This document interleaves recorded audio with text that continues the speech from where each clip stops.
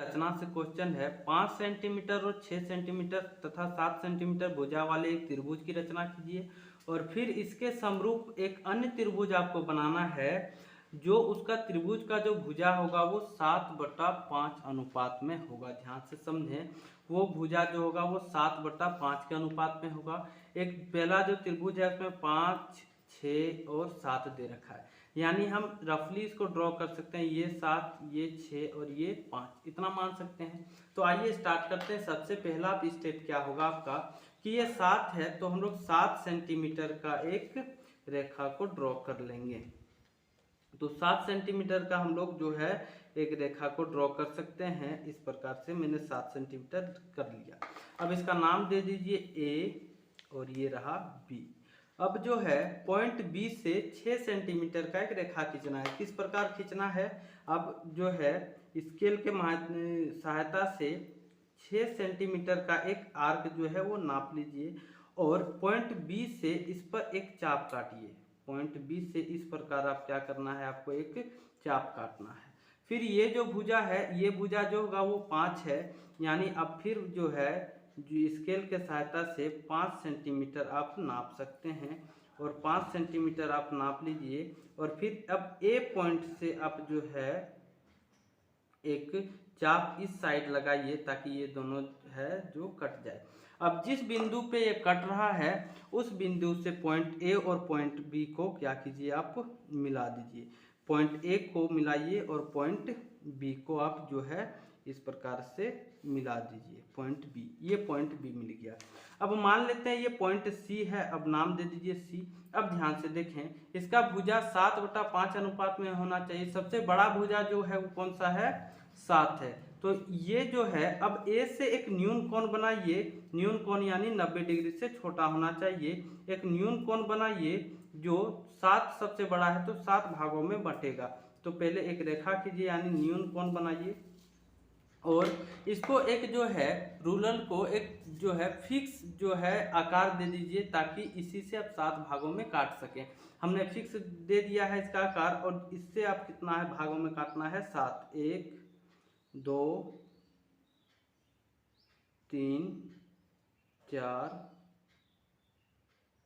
5, 6, 7। हमने 7 भागों में काट दिया। इसका नाम दे सकते हैं A1, A2, A3, A4, A5, A6, A7।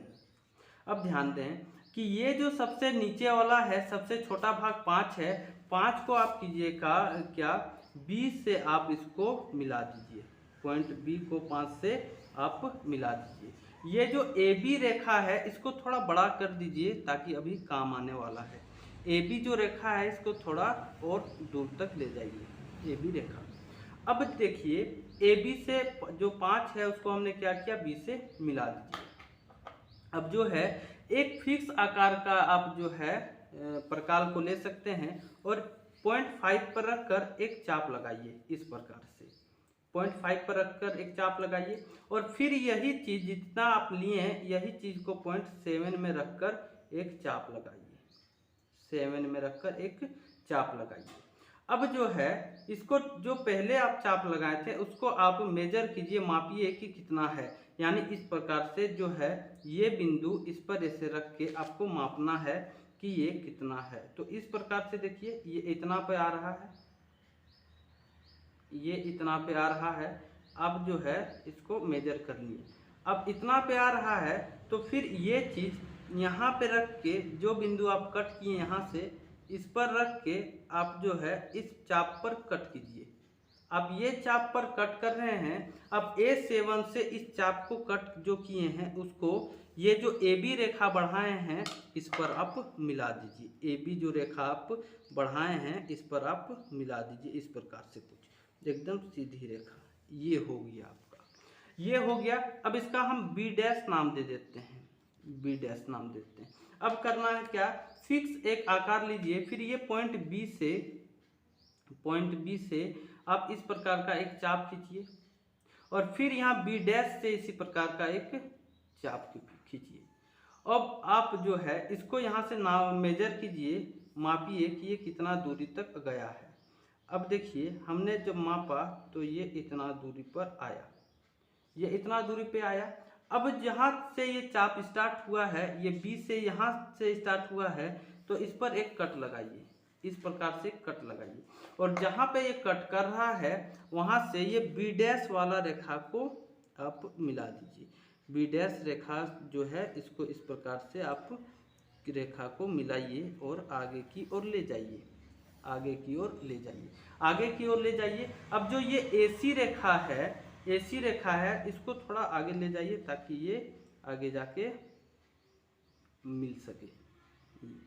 ये अब मिल रहा है यहाँ पर, इसका नाम दे दीजिए सी डैश। और ये आपका रचना का क्वेश्चन नंबर 12 जो है वो कंप्लीट हो चुका है। अब जो जो स्टेप आप किए हैं उसको आसान लिखना है आपको, एकदम विधिवत जो है एक एक स्टेप को आपको लिखना है। ये रहा क्वेश्चन नंबर 12। आइए बात करते हैं क्वेश्चन नंबर नेक्स्ट पे।